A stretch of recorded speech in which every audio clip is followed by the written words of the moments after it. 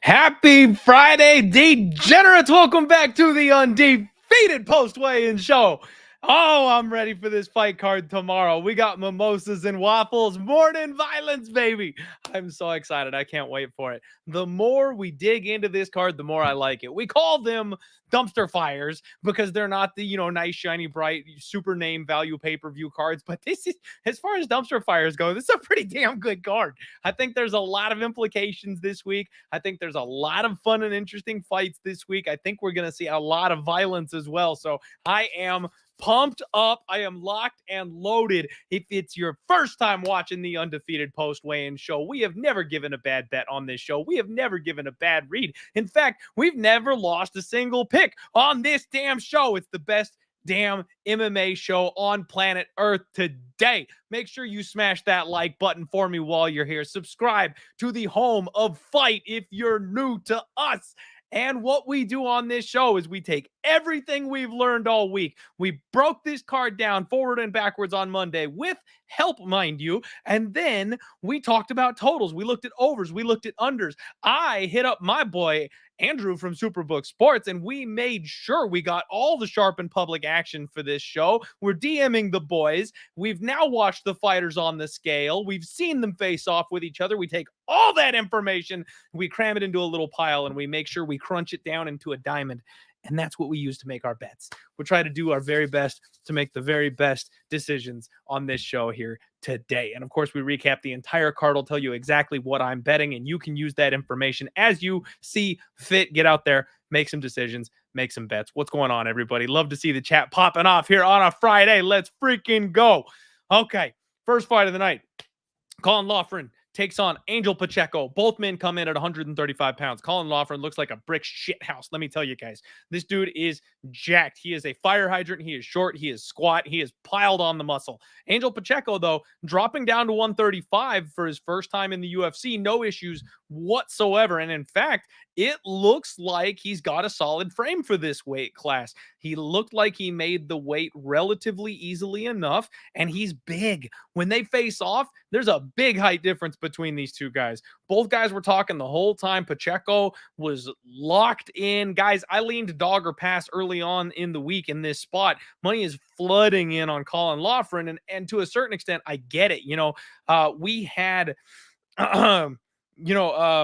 shit. Sorry, the wife texted me. Totally lost the train of thought. We're dealing with a baby shower. So we had our guy Brandon Olivas on the show on Monday, and he talked some sense into me here. I was thinking dog or pass earlier in the week. He felt very strongly about Laughren coming in this spot. And as the week has gone on, I've kind of circled back to my own original course of thought that I'm like, fuck, man, with how big he is, with how much volume he's got, with the way he attacks the body, I've just never been sold on Laughren. The one thing that I have a question about, obviously, is the wrestling. Brandon's a guy who's been in the grappling room with Laughren himself, talked about how strong he is, talked about how big he is. And that's the part where I'm like, I really don't know enough about Angel Pacheco's takedown defense. If Angel can stuff a couple takedowns, he's going to outvolume this guy. He's going to be able to hit him where Laughren can't hit him back. He's going to roast his body the way that he likes to. And I wonder how Laughren's gas tank is going to hold up with that kind of damage. It's very interesting. So for me, I cannot lay this price tag. I'm not looking to get minus 400 down on Laughren. I think he's a little overinflated for the price. I like what I see from Angel Pacheco. I'm going to be watching this fight live, ladies and gentlemen. I am tempted on the dog, as I am with every single dog on this particular card. But I'm looking dog or pass from a betting perspective, and I will be looking live for any excuse, any reason whatsoever to bet Angel Pacheco. If he gets taken down and pops right back up immediately, or God willing, if he even stuffs a couple of takedowns right out the gate and it looks like he's getting off on the volume, I'll hop in. Even if I'm getting, plus 225 or something instead of the plus 300, I'll jump right in feet first if that's what I'm seeing here on this one. And Dixon, no, it's my cell phone. I don't have a pager. What are you talking about? It's my phone, man. I'm not that old. Jeez. Dating me with a pager? No, I don't have a beeper. All right, next up, Jacob Malcun takes on Andre Petrosyan. 185 for Malcun, 186 for Petrosyan. Malcun, he's always got the soft body thing going on. No real issues. We know he's a cardio machine, but geez, sometimes I wonder if Malcun could make 170 pounds. I know he's like, frame is decently big, but like he's not the most ripped dude in the world. I think he could cut a little bit. Andre Petrosyan, very intense. Huge flex. This dude is a freaking Viking. These guys size up really, really well. Now, when they faced off, it looked like they're about the same size, but when Malcun turned and walked away, guys, his back, like his shoulders, his back, like he looks like he's got a little bit of size still in Andre Petrosyan. And that's where, these high caliber grapplers, it's all back muscle. You can always tell. And I do think that's a significant difference between these guys. Because if one of them is the jacked up, bodybuilding, muscle bound type of monster Petrosyan is, but the other guy still looks like he's got more size, man, that's like swimsuit model versus powerlifter, right? Like the guys that look like they're big old fat, but they're just huge. Those are the ones that are actually the strong guys. I kind of feel like that's what's going on here with Jacob Malcun and his back there. So Malcun's a minus 230 favorite, plus 190 for Petrosyan. I know some people on Petrosyan. I've talked about taking the shot on the Petrosyan side. I've talked about how he's got an opportunity where he could grab a sub. We know he's good enough on the ground. He hits hard. I don't trust the durability of Malcun, but at the end of the day, I still got to ride on the Malcun side. I don't have a bet on this fight. I think if I was going to bet this one, it would just be your kind of classic Jacob Malcun by decision, because I don't think he's got finishing ability. Now, maybe he can exhaust Petrosyan to the point that he can snatch a neck or something like that, and you want to look round 2, round 3 sub or something from Malcun. I don't think he does enough damage with his hands to warrant getting a stoppage, so I'm not looking TKO or anything like that. Round 3, maybe. That's the one that I've talked about. Petrosyan always just looks like he's a dead man walking in that round, so perhaps if he's completely exhausted. But I also think Petrosyan is a good enough grappler that if he is getting to that point of critical exhaustion, I think he might take bottom position. He might play guard. He might, you know what I mean? Like he's not necessarily going to work so hard that he leaves himself vulnerable. He might kind of accept those positions, and that'll allow him to survive, even though he's getting just kind of out monstered by Malcun. So I am picking Malcun.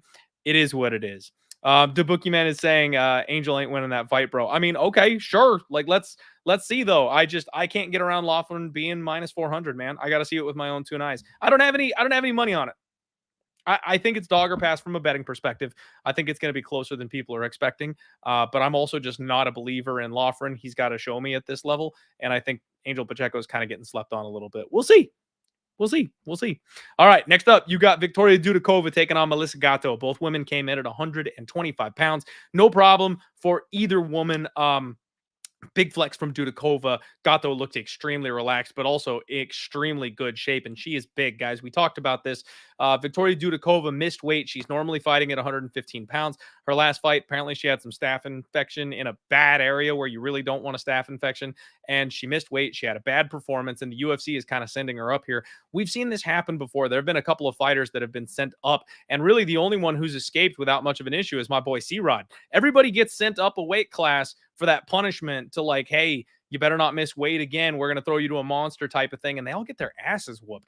And so this is a spot where I've been looking very hard at Melissa Gatto. This number's been fluctuating back and forth, back and forth. She's my girl. I felt like she got robbed in the last fight, but I feel like she should have won that fight.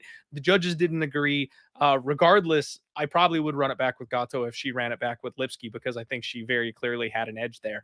Now, if we're talking grappling, Gatto is the bigger woman. She looks like she's the physically stronger woman. She's definitely got the bigger frame of the two. And that's really Victoria Dudakova's calling card. So if she can't outmuscle Melissa Gatto, and I'm not convinced that she can, I'm not sure where and how she wins this fight. So I like Melissa Gatto here. Now, I have not bet her yet. I was kind of hoping that the Dudakova money would push this down a little further. She's still kind of settled in at minus 155. Like I said, it's fluctuated quite a bit, but it seems like this is the number we're locked in at. Gatto minus 150, minus 155, Dudakova plus 130 or so. That's kind of the ballpark. So I'm not sure if I'm going to actually place that bet. I'm kind of scratching. Yeah, Kobe saying it was always Gatto money line. Yeah, that's kind of how I feel about it, man. That's really how I feel about it. But let's see. I have a lot of action on this card already. And that's my problem, right? Like I'm getting to that point where I'm going, is it worth my while to add another 1.5 units to win one on Gatto? Now, obviously, if the rest of my card sucks and that's my only winner, I buy back a little bit. But if I lose this one and the rest of my card was golden, I'm going to feel stupid throwing a 1.5 unit bet out there for no reason. So I'm still kind of debating this one around. I'll lock in tonight and see whether or not I end up making that call. Aibo Aslan takes on Anton Turkalj up next. 205 pounds for these men. Both of them come in on the dot. Aibo Aslan gave a huge flex up there, very intense. This guy looks ready, man. Anton Turkalj, though, he looks soft, blank face, nothing really, exterior giving you any kind of indication that he's ready for a fight until the face-off. This was a very intense stare down. And usually Anton Turkalj is very flamboyant. Usually he is the pleasure man. This guy's got an OnlyFans. Like he has no problem playing it up to the crowd, but he is very diluted this week. And I'm not sure what's going on with that, right? Because he could just be absolutely shot. He's been knocked out twice. He's 0-3 in the UFC. I would expect a little more intensity from somebody with their back against the wall. He almost looks bored, and that's concerning, right? Like maybe this is just how he looks when he's locked in, but I don't know. I'm not sure what to feel about Anton Turkalj at this point. It looks like Aibo Aslan has settled in nicely as the favorite here, minus 125, minus 130, somewhere in that range. And I get that. He is the higher level prospect, it would appear. However, Anton Turkalj is physically larger. It's funny because I watched their first fight and I felt like Aibo Aslan was the bigger of the two guys. Maybe it was just the way they hold themselves, the kind of the arched back, hands up, made Anton look a little bit shorter. The wide stance made him look smaller in fight. But when they're facing off, Anton's definitely the bigger of the two guys. I think this is a violent spot, man. I think this fight is going under 1.5, regardless of who wins. We've seen it happen before. Aibo Aslan is a round one KO finisher. And if you're not going to get Turkalj out of there, he can finish you extremely quickly. If this guy gets to a top position where he's got access to ground and pound or any type of offensive submission, Turkalj goes for it. I do expect this to be a very violent fight. Under 1.5, minus 150. That doesn't sound half bad to me. I do actually lean to the Aibo Aslan side just because I think he's probably going to be trending the right direction of the two of these fighters. And it seems like the UFC probably is giving him an opportunity to get that L back and get in here on a good foot and then exit Turkalj since he's 0-3 at this point, losing to guys that are hanging up the gloves, etc. But that's all narrative bullshit, right? If Turkalj comes out here and survives a little bit early on and then turns the tables, we could see a repeat of the first fight. That's what happened the first time. Aibo slowed down, Turkalj took over, and then Aibo just had nothing for him once Turkalj got down the stretch. That's what I thought Turkalj was going to do in his last fight, and he got starched. So I'm not going to go back to the well and trust this guy to pull that off. Definitely a live bet spot. The only issue is it's going to go quick, right? Like if you're live betting, I always tweet out my live bets. And if I can get them out where other people can probably get to the number, then I count that on my record, just so you guys know what everything is and stuff like that. And especially even if they lose, right? Like I'm on like a five live bet streak losing here recently. So those have not been adding to my record. But this is one where I would expect if the tide turns, I probably won't have time to let you guys know. Right? Like you need to be watching this fight if you plan on live betting it, because I have a feeling that if Turkalj gets on top, he's going to flip from being like a plus 225 to a minus 175 like that. And you're probably not going to have time to warn anybody. So just a heads up. Next up, you've got Denis Bazooka taking on Connor Matthews, 145.25 for Bazooka. Weigh-ins are weird today, guys. Whoever was on the scale today, I don't think they know what they were doing. Connor Matthews, 145 on the dot. Really no problem for Denis Bazooka. He gave a good flex and a big smile. Connor Matthews looked great. He gave a solid flex. He looks like he's ready to go there as well. Denis is the slightly larger man of these two fighters. Both guys look locked in, ready to rock. This is a fun fight, in my opinion. Now, I am on Connor Matthews. I got plus 110. This thing came down to a pick 'em, and now it's kind of starting to lean more towards Denis Bazooka again. And I think there's arguments for both sides of the coin here on this one. I'm going to stand pat with my plus 110 here on Connor Matthews. I think he's got more pop in his hands. I like his overall game a little bit better. And I'm worried that Denis Bazooka, his confidence is probably shot after his last couple of fights. Seems like he's turning around pretty quickly after getting knocked stiff, in his last fight. So this is a spot where it could get hairy. I could be backing the wrong horse here. Maybe it's a buy low spot on Denis Bazooka where he just shows up and shows us exactly who he really is. And one of the things that does concern me a little bit about that is the face-off, because Denis Bazooka definitely is the slightly bigger of the two guys. And I kind of thought Matthews was going to be the bigger of the two guys. Bazooka was at a big size disadvantage in his last two fights. Now that he is the bigger guy, maybe he can play the bully a little bit better. But I think the power edge relies on the Connor Matthews side. I think Connor Matthews is going to win some of these exchanges with more of the flashier punches. And if Bazooka is at all either mentally or physically chipped away from his last couple of losses, I think when Matthews hits him and hurts him, that'll be something that kind of swings the fight in his favor. Regardless, it's a pick 'em. I like the dog side on this one. Good luck if you're trying to hold your nose and grab some Bazooka before he gets exited from the UFC. Because I get it. I really do. I think I'm going to take the plus money on the other side. Next up, you've got Julio Arce taking on Herbert Burns in just the weirdest spot on the entire card. Julio Arce came in at 147. Okay, so he misses weight. They give him the box of shame, and he's off by 1 pound. He comes in at 146. They go, okay, you've got another hour to make the weight, right? You can still go back and cut. So he takes the hour, he cuts, he comes back, and he weighs in at 147. So he missed weight. They read the scale after cutting for additional time, and he's heavier. What the fuck? Like, that's never happened. That has never happened before. And this is why I'm convinced that somebody fucked up on the scale, because there's no way Julio Arce just went back and had a snack. Like, if you were going to be done cutting weight, you would have just told them, hey, I'm not cutting weight anymore, bro. Like, I'm done. My body can't take it. I'm out. But he didn't do that. He went and tried. So if you're going to go try to cut weight, you're not going to chug a bunch of water. You're not going to eat food. There's no way he came back heavier the second time around. So I think Julio Arce is kind of getting fucked a little bit here in this spot by whoever was operating the scale. But regardless, he looked a little rough. I'll be honest with you. He tried to smile because I think he knew something was going on. He was like, no way, man, no way. But the smile on his face was almost pained. Like it was a strain for him to be up there smiling.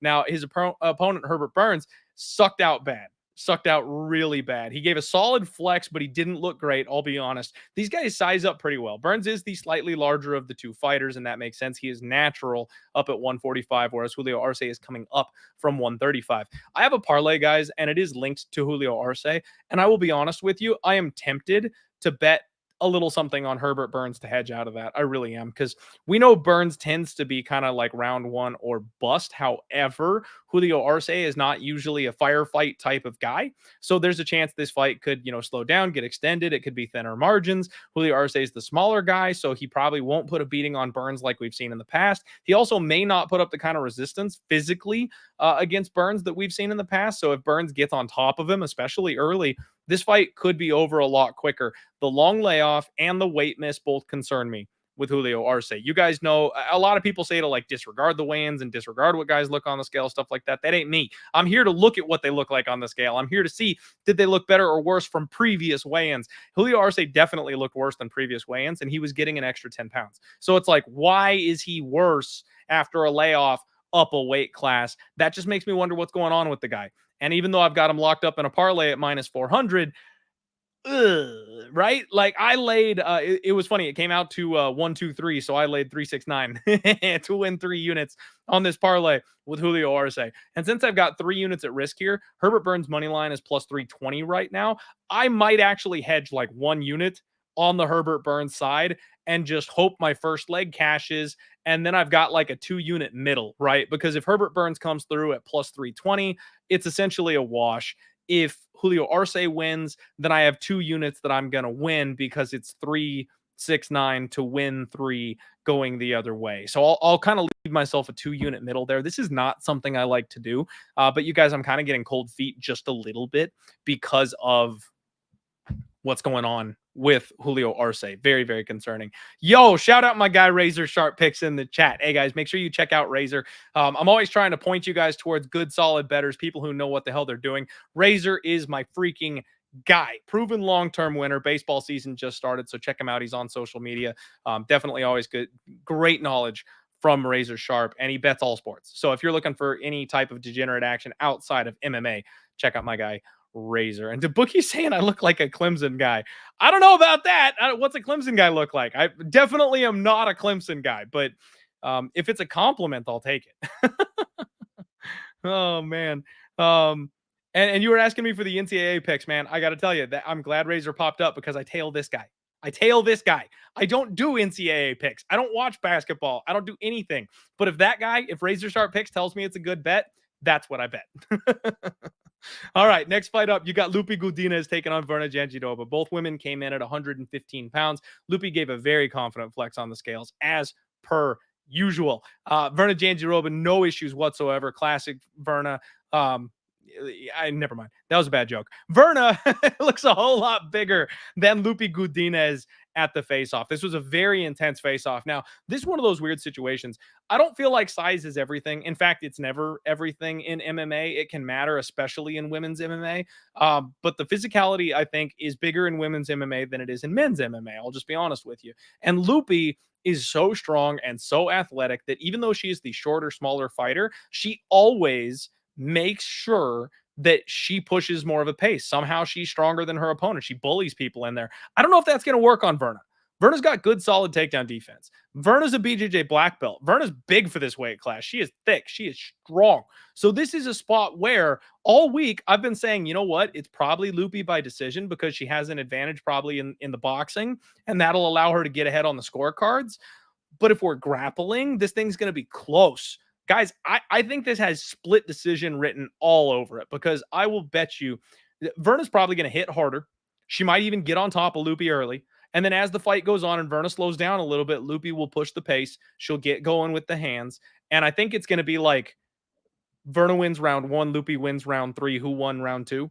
I believe that's the type of fight that we're in for. And if that's the case, I always look to the decision props. I always look for the split decision props.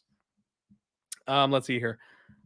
Split decision for Luque is plus 400. Split decision for Virna is 900. So that's where, like, you know, if you really wanted to degen out, you could sprinkle both of those and have big numbers on either side here. But the fight just to be won by split decision by either person is plus 300.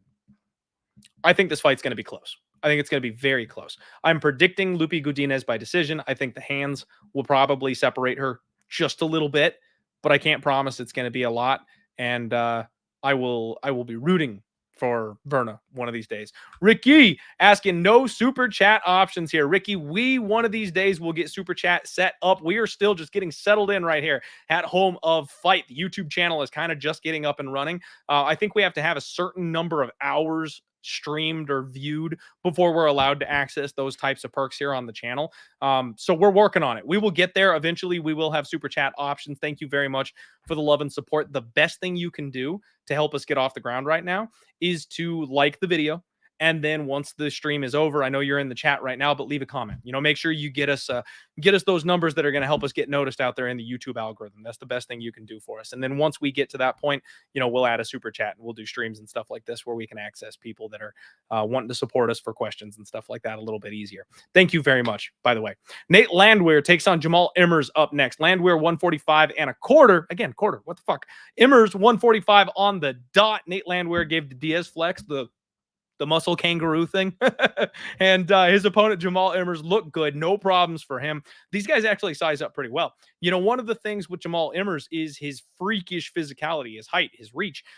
He has kind of a slumped posture. So even though they look like they sized up really well, he's definitely still the taller of the two, but it's not by a lot. It's not by a lot. Nate Landwehr is a pretty damn big guy. Now, if you watched the Sharp Action report that we did just a couple of hours ago, you would know that the big guy himself has stepped in here and bet on Nate the Train Landwehr. And I don't hate it, guys. I really don't. Jamal Emmers is a guy that I think makes big mistakes. So like that mental lapse that he can have, they can put him in a bad position and cost him a fight. That's the kind of thing that I don't want to be laying chalk on. I've sworn off of betting on Jamal Emmers when he's in this kind of a price range. And on the flip side of that, Nate the Train is exactly the kind of dog you want your money on. Like, if you want a dog in a bet, you want to make sure they're not going to cower. You want to make sure they're going to go for that win. You want to make sure they're going to fight for your money. Nate the Train is always a good bet as an underdog, just because you know you're going to get his A effort every single time. So I'm fine with this fight being a dog or pass. I worry a little bit about Nate Landwehr's durability. I've talked about that, how he's been cracked in fight after fight after fight. And one of these days, it's just going to be too much for the guy. You cannot keep getting cracked like that and not have a problem. You know what I mean? That bill comes home eventually. So I worry, especially because Emeev has been looking so much better recently, that he might have put it all together finally. And if he's put it all together, he might crack Nate the Train. They're both a little bit older, though. Emeev is 34. Nate the Train is 35. Obviously, way more miles on Nate the Train than Emeev, and that does, to some extent, matter. But they're both older. So it's not like you're getting like a big break in the age gap or anything like that. And Nate the Train just went a full 15 minutes hard with a guy like Dan Ige and didn't have an issue. So, you know, for all the durability talks, we've seen Dan Ige flatlining people recently. And if that's not something that he was able to do to Nate the Train, then maybe Emeev can't do it either. You know, the one time that we have actually seen, and I do apologize, actually, not one time, Emeev has lost by knockout twice, and he's lost by submission twice. So I wouldn't mind looking at like the late round props for Nate the Train, because I do think Emeev has some mental hurdles. And if you have mental hurdles, Nate the Train is the kind of guy that will break you. So I'm kind of endorsing the big guy bet, right? I haven't made that bet myself. The number was a lot better a couple of days ago before he got involved. But it's always been dog or pass for me here on this one. I just haven't sacked up or been confident or convicted enough, I guess, to actually pull the trigger on a bet here. But I might tail the big guy. I might just tail the big guy and get in on some Nate the Train. Never know. Next up, you've got Rhys McKee taking on Chidi and Jaquani. What a weird spot. 170 and a quarter for Rhys McKee, 170 on the dot for Chidi and Jaquani. No sweat at all for Rhys McKee. He is living his best life up there, enjoying himself this whole process. He's really having fun. No idea how Chidi and Jaquani made weight for this fight. No clue on God's green earth. This guy, the way he talks, the vocal cord thing where he sounds like he's been smoking his entire life, apparently that was from a bad weight cut. Like, the weight cut to 170 was so hard on this man's body that it altered the way that he speaks. That's unreal. That's absolutely insane to me. And he swore he would never do it again. Now, he did it this time. Obviously, he's got a better system around him, and he made weight, and it looked like he made weight okay. But guys, he had no size to lose at 185. Like, he's a big freaking dude. I don't know how he pulled this off, but he looked pretty good. And when these guys faced off, he's got a big size advantage. I mean, they're almost the same height. Like, Rhys McKee is like oddly skinny and tall, but the shoulders, like the chest, you can see the frame difference on Chidi and Jaquani. He's got a huge size advantage here in this spot. And I think that's something that we can't overlook. Now, this line has crashed, obviously. Chidi was like a minus 250 earlier in the week, and it's come all the way down. And I would have been interested in some Rhys McKee at those bigger plus numbers. I would have been interested in Rhys McKee round 2, round 3, you know, those later numbers. But it's interesting because now some buyback is coming in on Chidi. Now that he's made weight and he looks okay in there, that number's starting to tip back in his favor just a little bit. And that's the thing, is I kind of agree. Like, Chidi, skill for skill, is better than Rhys McKee everywhere. And he's bigger and he hits harder. So it all comes down to, can Rhys McKee survive the early round or two and then take over the deeper this gets? He doesn't hit anywhere near as hard as those 185ers do. He kind of kills you with his volume and his pace. So will that eventually get to Chidi? Yeah, but not if you're on the floor unconscious first. So I definitely think there's some early victory here, upside on the Chidi end of things. And then I like round 2, round 3 for Rhys McKee. It's one of those ones where the fight could play out either way. I have a hard time being confident on either side of this one. I didn't think that Chidi was going to make weight. I thought they were straight up canceling this fight. Never thought this was going to be a thing that happened. So now that it's taking place and Chidi looks like he made weight pretty well, actually, I don't know. The buy low is something that could be a thing. Man, I'm seeing a lot of people in the chat saying Rhys McKee sub. Wow. You guys think he's going to sub him, huh? How many times has Chidi and Jaquani been subbed in his career? Let me take a look. He has been submitted 3 times. He's actually been knocked out 5 times. So Chidi's been KO'd more times than he has been submitted. And it looks like we've got 10 KO wins on Reese McKee versus 3 submission wins. Where's the sub coming from, guys? I didn't see anything in my tape study that led me to believe he would submit Chidi. I didn't see any spot where he was like super slick on the ground. And if Chidi goes to his back, usually he gets pounded out. He doesn't really give up like rear naked chokes and stuff like that very often. It's 10-1 for Reese McKee by sub. I mean, I'll shout you guys out. Props to you if that thing hits, but I'm not getting it. I'm not getting it. Dixon saying panic tap from Chidi. Maybe. Maybe. Yeah, see, and Bravia, I tend to kind of lean here. The defense of Reese McKee will be his downfall. A guy like Chidi hitting him is going to hurt him bad. I agree with that. Like, that's Reese has to survive. I don't know that he can. That's the question. I don't know that he can. The size difference is absolutely massive between these two guys. So good luck, guys. That's a very volatile fight. One that I'm not planning on betting on. Probably going to be one you have to have in your DraftKings lineup if you play fantasy. So good freaking luck. Next up, Bill Algeo takes on Kyle the Monster Nelson. We've got Algeo 146, Kyle Nelson 145. No problem for Bill Algeo. Very confident on the scales today. Dude always looks like he's got a little chip on his shoulder, and I like that. Kyle Nelson, this cut is so tough for him. He used to be a 155er, and you can tell it's a problem getting down to 145. You can see this guy's skull. Like, his eyes are sunken in. It is so hard for him to make this weight cut, but he does it. Height advantage, Bill. Thickness advantage goes to Kyle Nelson. This is the other leg of my parlay. I've got him linked up with Julio Arce, and honestly, it sounds weird with some of these other bigger favorites on the card, but I think that Bill Algeo is my favorite on the card this entire week. This is a terrible spot for Kyle Nelson. And we have seen this exact kind of fighter, somebody who's got that weaponized cardio, just cook him down the stretch. It's not something that he can handle. He has to have a very slow-paced, technical fight for him to go a full 15 minutes. And a guy like Padilla gave him that option. He was able to physically bully a guy like Blake Builder, drag him deep in for that kind of an option. But the guys that don't take that back foot, the guys that keep their foot on the gas, like Jai Herbert, Billy Q, they're able to kind of dictate the range and the pace. Those guys mess up Kyle Nelson. I think this is going to be a 2 and 3 round prop for Bill Algeo. And Dixon, I know it's the OnlyFans fade, but man, I don't think so, right? Like, I know the OnlyFans fade has been strong recently, but I think Kyle Nelson's his run here is coming to an end. He's gotten really lucky his last couple fights. He's made some things work for him his last couple fights, but the Cinderella story is over, man. One thing that I really liked what Brandon said was, the fight with Fernando Padilla and Kyle Nelson was very close. That fight could have gone to Fernando Padilla. I thought Fernando won the fight. Now, obviously, dog or pass, it was close enough.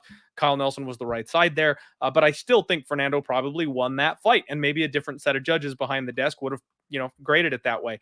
If he had won that fight and now Kyle Nelson is not on a 2-fight win streak, but instead he's on a 1-3-1 streak in the UFC, Bill Algeo is probably a minus 500 in this spot.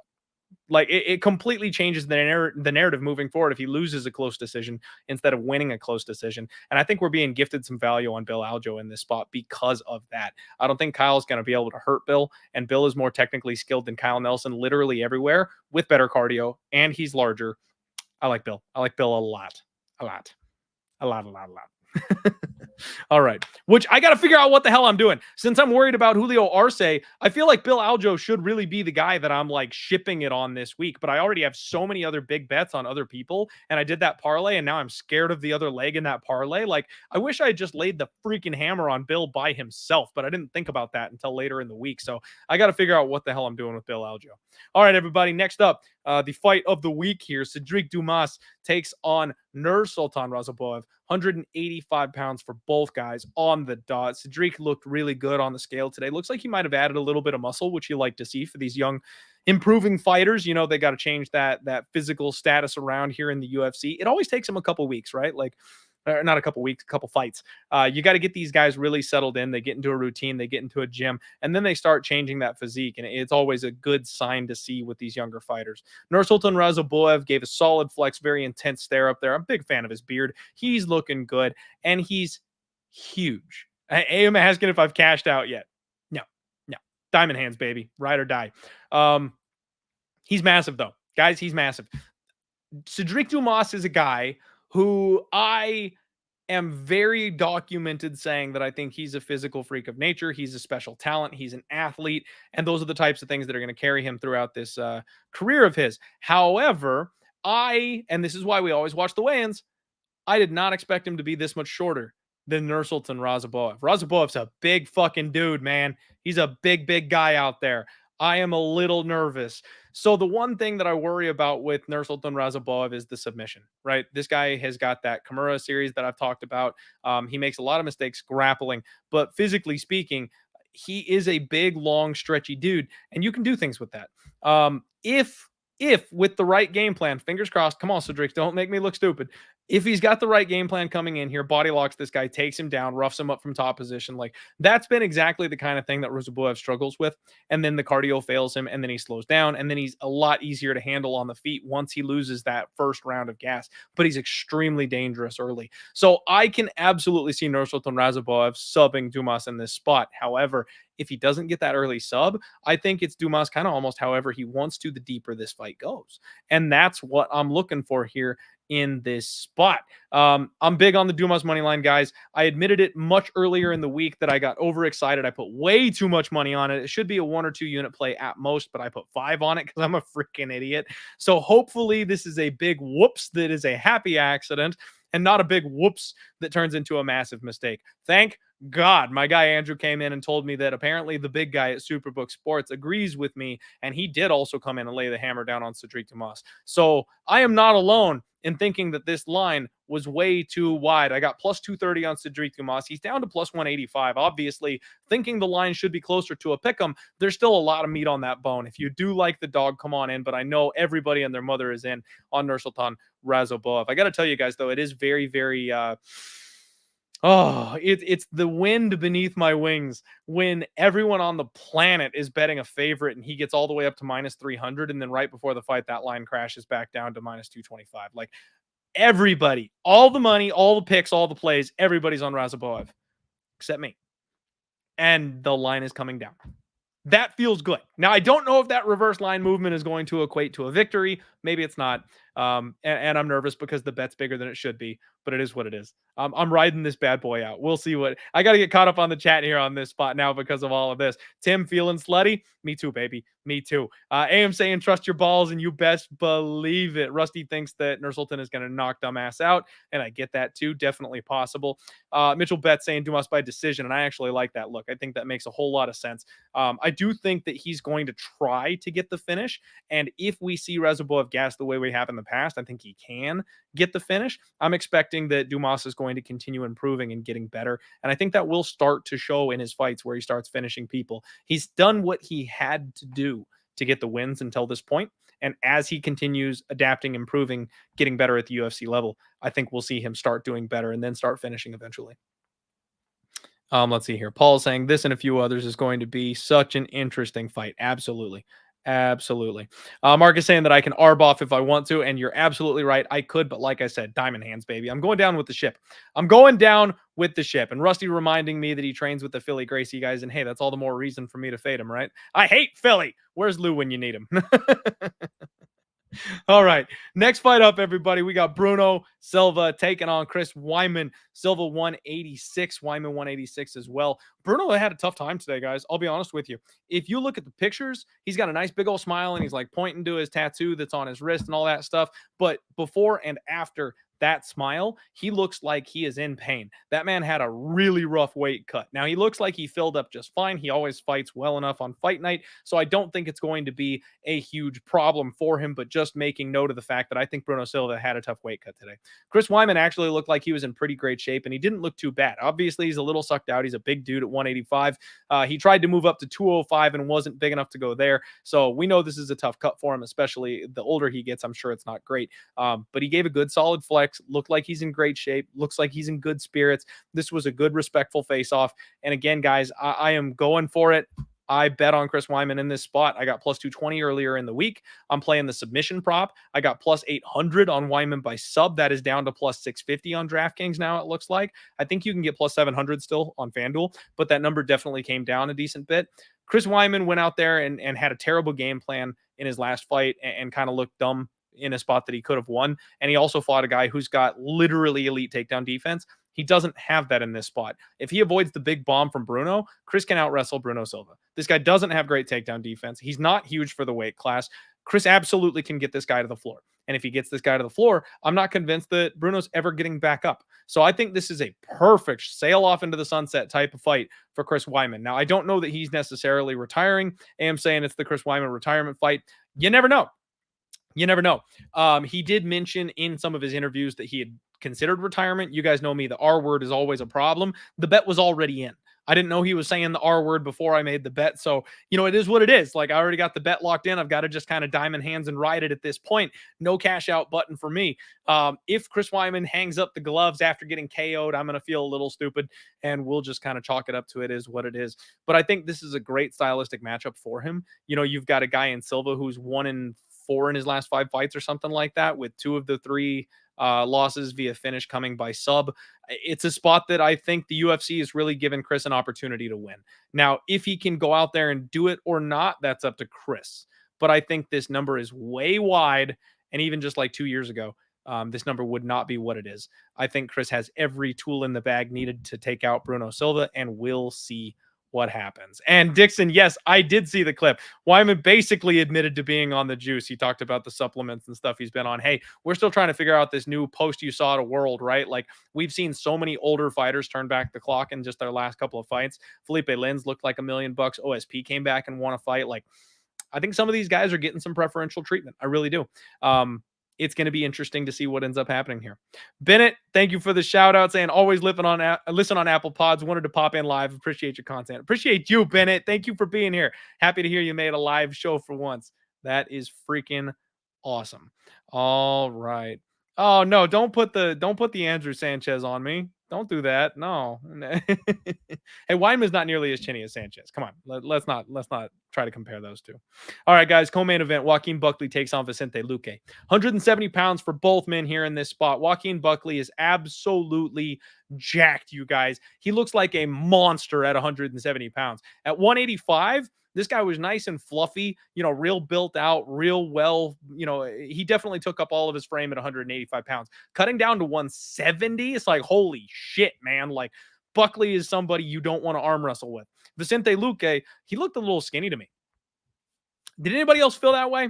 I don't know. He looked a little softer, a little skinnier than he normally does. And maybe that's just me, my eyes playing tricks on me. But I don't think Vicente Luque looked the way he usually does. He's getting older. He's had a lot of tread on those tires. It is what it is. One of these days, it's going to head the wrong way for him. I'm not sure if I'm seeing things or if that's real. Luque does have the height advantage, obviously. Buckley's always going to be the shorter guy. And Buckley was talking the whole time. You got to love the chip on the shoulder of Joaquin Buckley. You got to love the attitude. You got to love the way he addresses pretty much all of his opponents out there. And one of my favorite things about him. But I got a bet on Joaquin Buckley, guys. 3 units at plus 125, plus 120. A little earlier in the week, the big guy has also moved on Buckley as well. And you guys, this is all brand new information to me, by the way. I've always talked about it whenever the big guy at Superbook Sports and I end up on the same dog and there's like no communication there, we end up doing very, very well. Sometimes I'll get the DM from my guy Andrew, and it's a fight that I'm kind of like close to picking the dog on, but haven't quite sacked up enough to get there myself. And that's the thing that pushes me over the edge is, oh, the big guy likes it. Okay, I kind of like it too. Let's rock this together. That's not what I'm talking about. What I'm talking about is when I have bet a dog having no knowledge of what anybody else who I respect or care about is betting, and then it comes in that the big guy has moved on that same play as me. Those tend to go pretty well. And he's got 3 plays this card, 2 of which I have already made, and that's Buckley and Dumas. And the one that I've been tempted on all week was Nate the Train. Haven't bet that one yet. Might end up getting there now that I know the big guy's on it. We'll see if we can go 3 for 3 with dog shots here this week. But I think this is going to be a very, very interesting fight. Buckley, I think, is just, he hits so hard. He's so much faster. The wrestling is improving. It's a spot where I think these two fighters are headed different directions. Vicente Luque is slowing down. He's getting older. The damage accumulation has been a bit of a problem. Don't get me wrong. He is elite in every sense of the word. And that's the thing that kind of scares me betting against him in this spot. But I feel like Buckley can shut the lights off with just 1 or 2 good punches here. And on top of that, there's the southpaw angle. Jeff Neal was able to do things to Vicente Luque that apparently are historic trends that Vicente just struggles with southpaws. Now, that's not my gig, right? I'm not an expert in southpaw fighters. I don't do the southpaw report every single week. But apparently there's some understanding and belief that that's a weakness for Vicente Luque, and Buckley is a southpaw. So I will take it. That's going to be a happy accident for me if that ends up being a big part of this cap here. But I like Joaquin Buckley. I'm on the dog side. Beat the line move. We're looking at what is nearly a pick 'em now at this point. I understand if people want to buy low on Vicente Luque, I get it. But I'm going to keep backing these younger fighters. I'm going to keep backing these younger fighters that are headed the right direction. It's gonna be a good Kona main event. That one's gonna be fun. Let's see here. Okay, getting caught up. Yeah. So Canadians for the Cup. I do think the fight finishes. I really think Buckley's gonna knock him out. I don't know that Luque is. I don't know that Luque is able to take the type of punishment that Buckley can put out. And when this turns into like a volume back and forth type of fight, I think Buckley's going to land something big on him. Mason likes Luque. Totally get it. I know a lot of people who do. Stats and Stacks is saying that Fialo lost to Buckley, calling in the troops, calling Big Brother Luque tinfoil hat. I get it. Got to get one back. But, usually what we end up seeing, though, is that some guy owns a gym. A lot of times one fighter will just cause problems and teammates will all lose to the same guy because they can't quite figure him out. And I could see that being the case as well. But this is all narrative bullshit, right? Mitchell Betts saying that Buckley's a problem at 170, and that I agree with. Colby saying that it's a standing TKO. The ref has to jump in, and I like that. I like that a lot. All right, guys. Main event time. Aaron Blanchfield takes on Manon Fiorot.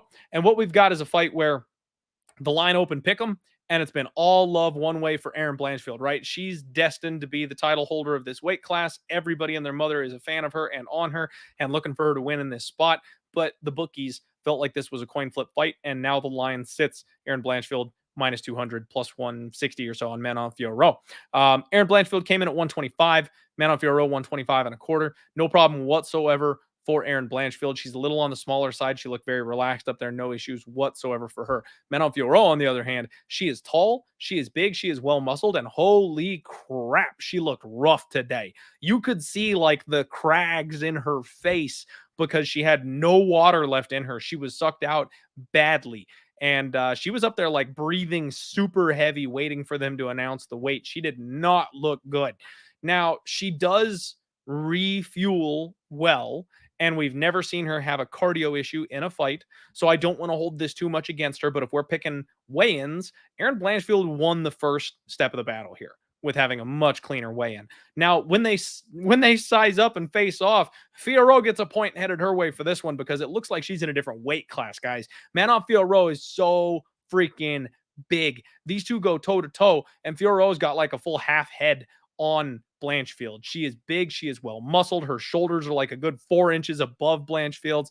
I was not expecting the size difference to be what it was in this spot, and that's extremely concerning, especially if you're on the Blanchfield side. So we've got a big favorite in Blanchfield where she's got to wrestle, taking on a very, very good striker with great footwork, great movement, solid takedown defense. And I understand the people taking the shot on Manon Fiorot at plus 170. I really do. I think it's going to come down to how this fight plays out late.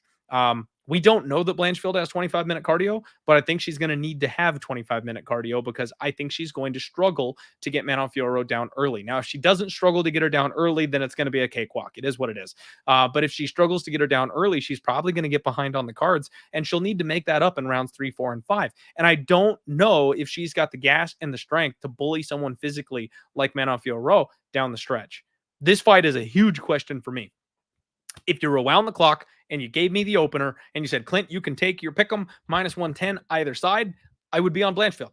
I would bet Aaron Blanchfield at minus 110. That number's long gone. I am not laying minus 200 on Aaron Blanchfield. I've talked about how skilled she is. I've talked about how respected she is. I love her skill set. I like the way that she finds ways to win. Even if she is losing in a fight, she will find a way to win. And I think that's a skill that you have to have, especially if you're going to be championship caliber.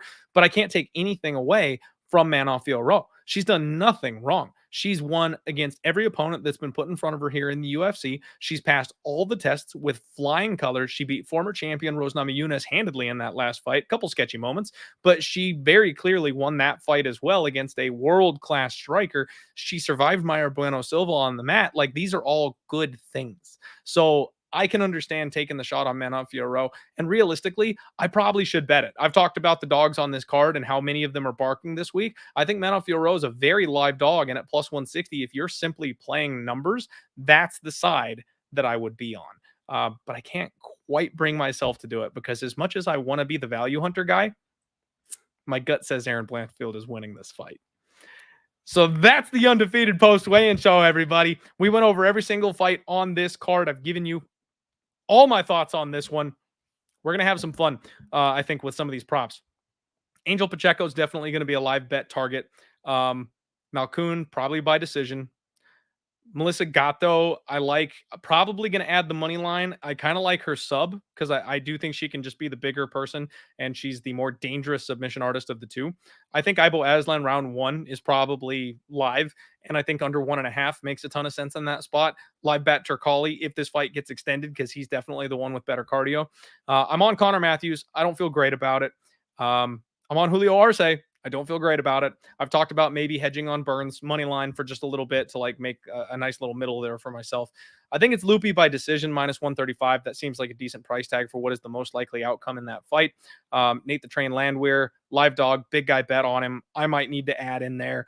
Wouldn't even mind like the round 2, round 3 props for Nate the Train, because if he does break Jamal Emmers, mentally speaking, I think he probably could find a finish later on. Chidi, I kind of started leaning dog money with Reese McKee earlier in the week. Now that Chidi's made weight and looked okay doing it, I kind of feel like Chidi finds his way to a knockout early, but I'm not trying to catch a falling knife. I'm not going to try to bet on Chidi when he's on a weight cut at a late age in his career, cutting a ton of weight against a young, hungry gun like Reese McKee, who's been very durable so far through his career.